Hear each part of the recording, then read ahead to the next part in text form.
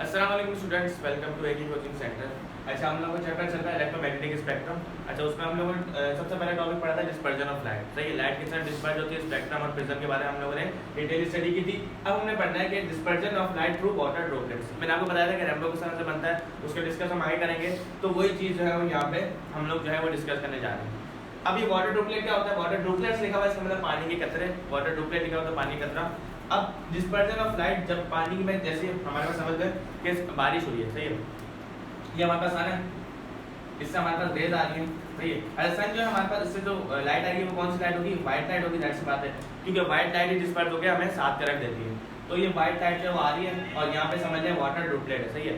और जैसी ये सन लाइट जो है वो इसके अंदर से रिफ्लेक्ट होगी, यहाँ क्या हो रहा है? रिफ्लेक्शन में काम हो रहा है, रिफ्लेक्ट होगी तो इसके अंदर से हमें कितने कलर मिलेंगे? 7 जो है मुख्तलिफ कलर मिलेंगे। बुक में हमारे पास इस तरह से डायग्राम बनी हुई है कि यहाँ पे हमारे पास वाटर ड्रॉपलेट, यहाँ पे लिखा हुआ है वाटर ड्रॉपलेट, ठीक है। और जो है यहाँ पे जो है हमारे पास रिफ्लेक्शन हो रही है, यहाँ पे हमारे पास रिफ्लेक्शन हो रही है। और जब रिफ्लेक्ट होकर बाहर आ रही है तो हमारे पास कितने हमें कलर मिल रहे हैं? 7 मुख्तलिफ कलर मिल रहे हैं। उसमें सबसे पहले हमारे पास रेड कलर जो है वो सबसे ऊपर है और वॉयलेट जो है वो सबसे जो है वो नीचे है। बाकी 7 कलर बीच में आपको मैंने पिछली वीडियो में लिखवा दिए थे। उसके बाद हमें कह रहा है कि ये होता क्या है, हम थोड़ा स्टडी कर लेते हैं इसको बुक से। कि the rainbow is one of the nature's most beautiful creations. When a rainbow appears it serves as an excellent demonstration of light dispersion and further evidence that visible light has a spectrum of wavelength each which is associated with a distinct color। अब कह रहा है कि rainbow जो है वो कुदरत की बहुत ज़बरदस्त जो है वो क्रिएशन है। इस तरह से हमें, अब बहुत सारे लोगों को ये पता होता है कि रेनबो जो है वो बन रहा है, 7 कलर बन रहा है, लेकिन उसको ये पता नहीं होता कि रेनबो बन क्यों रहा है। तो ये चीज़ हमने यहाँ समझनी थी कि रेनबो बन क्यों रहा है। रेनबो इसलिए बन रहा है कि जब सूरज से व्हाइट लाइट जो आती है और हमारे पास वाटर ड्रॉपलेट से जो है गुजरती है तो हमारे पास कितना हमें कलर में रिफ्लेक्ट, जैसे रिफ्लेक्ट होकर बाहर आती है तो हमें 7 मुख्तलिफ कलर मिलते हैं, red, violet, indigo, green, blue, yellow और एंड में रेड के बाद सबसे एंड में जो है हमारे पास वॉयलेट है। तो ये 7 मुख्तलिफ कलर्स हमें मिलते हैं जब भी हमारे पास जो है वो व्हाइट लाइट गुजरती है किसी भी ड्रॉपलेट से। तो नेक्स्ट टॉपिक है हमारे पास वो है स्पीड ऑफ इलेक्ट्रोमैग्नेटिक वेव्स। अब इलेक्ट्रोमैग्नेटिक वेव्स की स्पीड क्या होती है, हमने सबसे पहले ये सीखनी है। इलेक्ट्रोमैग्नेटिक वेव्स जो है वो स्पीड ऑफ लाइट से ट्रैवल करती है। हमें पता है स्पीड ऑफ लाइट जो है वो कांस्टेंट होती है। स्पीड ऑफ लाइट कितनी होती है?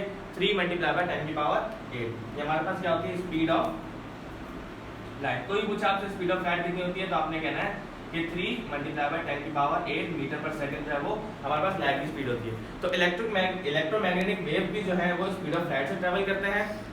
और इसके बारे में यहाँ लिखा हुआ है कि electromagnetic waves are radiated out when charge particles oscillate. अब हमने देखना है कि इलेक्ट्रोमैग्नेटिक वेव्स हम पैदा कैसे होती है या हम पैदा किस तरह से कर सकते हैं।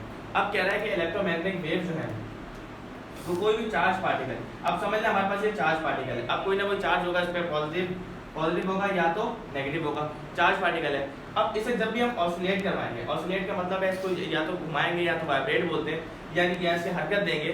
जब भी इसे ऑसिलेट करवाएंगे हम लोग, ऑसिलेशन का हमने चैप्टर जो है वो चैप्टर 1 में जब साउंड पढ़ रहे थे हमने जो है वो डिटेल में स्टडी किया था कि ऑसिलेशन होती क्या, सही है। तो जब भी हम किसी चार्ज पार्टिकल को ऑसिलेट करवाएंगे तो हमारे पास जो वेव्स बनेंगी उन वेव्स को हम क्या कहेंगे? Electromagnetic waves. वही लिखा हुआ है कि electromagnetic waves are radiated out when charge particles oscillate. जब भी कोई चार्ज पार्टिकल है उसमें ऑसिलेशन पैदा करेंगे, उसे ऑसिलेट करवाएंगे तो हमारे पास क्या पैदा होंगी? इलेक्ट्रोमैग्नेटिक वेव्स पैदा होंगी। फॉर एग्जांपल, अब यहाँ पे एग्जांपल दीजिए, vibrating atoms in a hot glowing bulb filament emit infrared and visible light and in the house। अब पहले ज़माने में हमारे पास जो है वो आपने देखा होगा पीले कलर के जो है वो बल्ब हमारे पास यूज होते थे 100 वाट के, सही है। तो वो 100 वाट का जो बल्ब होता था हमारे पास बिजली जो है वो बहुत ज़्यादा लेता था, क्योंकि वो 100 वाट बिजली लेता था। अभी जो हमारे पास इतना एडवांस दौर आ रहा है तो हमारे पास 12 वाट के बल्ब आ गए हैं, लेकिन वो हमारे पास 100 वाट का बल्ब 100 वाट जो है वो लेता था। इलेक्ट्रिसिटी जो उसकी 100 वाट थी, पावर 100 वाट लेता था। अब जो हमारे पास बल्ब आ रहे हैं वो 12 वोल्ट ले रहे हैं, यानी कि पावर जो है वो बहुत कम ले रहे हैं और वो बहुत ज़्यादा लेता था। अब वो बल्ब जो है वो बनता किस तरह से था? वो बल्ब इस तरह से बनता था कि उसके अंदर हमने एक फिलामेंट लगाया हुआ था। अब जब भी इसे पावर मिलती थी तो फिलामेंट जो है बहुत ज़्यादा गर्म होता था। हॉट होने की वजह से, गर्म होने की वजह से वो अपने अंदर से एक लाइट इमिट करता था और वो लाइट जो हमारे घरों में प्रोड्यूस होती थी और उसकी मदद से हम लोग अपने मुख्तलिफ जो है वो काम करते थे। वही सेम चीज़ यहाँ पे लिखी हुई है कि vibrating atoms in a hot glowing bulb filament emit infrared and visible light. वो जो फिलामेंट था जब जैसे ही वो गर्म होता था तो वो क्या इमिट करता था, वो इमिट करता था infrared and visible light. Visible light जिस लाइट जो लाइट हम देख सकते हैं, जिस लाइट की रोशनी में हम काम कर सकते हैं उसे हम विजिबल लाइट कहते हैं। इन द हाउस गर्म में हम लोग उसकी मदद से काम करते हैं। An oscillating electric current sends out radio waves from a radio station. अब कह रहा है कि रेडियो जो है वो कह रहा है कि ऑसिलेटिंग इलेक्ट्रिक करंट, एक ऑसिलेटिंग यानी कि जो हरकत में इलेक्ट्रिक करंट है वो क्या करता है कि रेडियो वेव जो है वो हम स्टेशन तक फेंकता है। यानी कि रेडियो जो हम घर में यूज़ करते हैं एंटीना लगा के, तो किसी मदद से इसी की मदद से हम लोग यूज़ कर सकते हैं। उसके बाद कह रहा था other type of EM radiation make up the electromagnetic spectrum are microwave. Microwave की जो मैंने एग्जांपल आपको पिछली वीडियो में दे चुका हूँ कि माइक्रोवेव जो है वो उसके अंदर से हीट वेव्स बनती हैं और जो है वो खाने को हमारे गर्म वगैरह करती हैं। सही है। उसके बाद कह रहा है इलेक्ट्रोमैग्नेटिक आर ट्रांसफर वेव्स। अब ट्रांसफर वेव्स और लॉन्गिट्यूडनल वेव्स जो है हम लोगों ने पहले चैप्टर में जो है वो अच्छी तरह से पढ़ी थी कि ट्रांसवर्स वेव्स ऐसी वेव्स होती हैं जिसमें हमारे पास जो है वो जो वेव्स होती हैं उसकी डायरेक्शन के परपेंडिकुलर जो है वो पार्टिकल जो है वो मूव कर रहा होता है। यानी कि अगर वेव्स आगे की तरफ जा रही है तो जो है वो इस तरह से उसके परपेंडिकुलर होगा, जैसे हमने वाटर वेव पढ़ी थी। और लॉन्गिट्यूडनल वेव्स वो वेव्स होती हैं जिसमें हमारे पास मीडियम जो है वो भी वहीं ट्रैवल कर रहा होता है जहाँ पे हमारे पास वेव जा रही होती है। तो कोई भी आपसे पूछे कि इलेक्ट्रोमैग्नेटिक वेव्स कौन सी वेव्स होती हैं तो आपने कहना है कि इलेक्ट्रोमैग्नेटिक वेव्स जो है वो ट्रांसवर्स वेव होती हैं। It is electric and magnetic field are oscillating not material thus they can travel through a vacuum space। अब ये जो वेव्स होती हैं इन्हें किसी भी मीडियम की जरूरत नहीं होती। सही है, इन्हें किसी भी मीडियम की ज़रूरत नहीं होती। विदाउट मीडियम ही जो है वो ट्रैवल कर सकती हैं। क्योंकि हमने जब चैप्टर साउंड वाला पढ़ रहे थे तो हमने ये एग्जांपल ली थी कि एक बंदा जो है स्पेस में अगर हम दो बंदे साथ खड़े हो जाएं और एक बंदा कुछ बोल रहा हो इससे कान में, तो उससे कान में आवाज़ नहीं जाएगी। क्यों? क्योंकि जो साउंड है उससे लाजमी किसी मीडियम की ज़रूरत होती है ट्रैवल करने के लिए। और हमारे पास स्पेस में वैक्यूम में कोई मीडियम नहीं होता, लेकिन जो हमारे पास लाइट है वो ट्रैवल हो सकती है। यानी कि इन दोनों बंदों को नजर लाजमी आ रहा है, इन दोनों बंदों को आपस में एक दूसरे बंदे नजर आ रहे हैं लेकिन आवाज़ नहीं आ रही।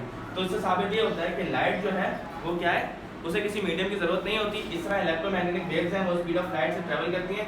तो मैं आपको उस चैप्टर में बताया था कि कोई भी चीज़ अगर स्पीड ऑफ लाइट से ट्रैवल कर रही है तो उसे किसी भी मीडियम की जरूरत नहीं होगी, वो वैक्यूम में भी ट्रैवल कर सकती है। तो इलेक्ट्रोमैग्नेटिक वेव्स ऐसी वेव्स होती हैं जिन्हें किसी भी मीडियम की जरूरत नहीं होती, वो वैक्यूम में भी और स्पेस में भी ट्रैवल कर सकती हैं इजीली। और स्पीड क्या होती है? इनकी स्पीड होती है 3 × 10⁸ मीटर पर सेकेंड। अब ये यहाँ पे स्पीड लिखा हुआ है, यहाँ पे हमारे पास एक जनरल फॉर्मूला लिखा हुआ है छोटा सा कि c जो है वो बराबर होता है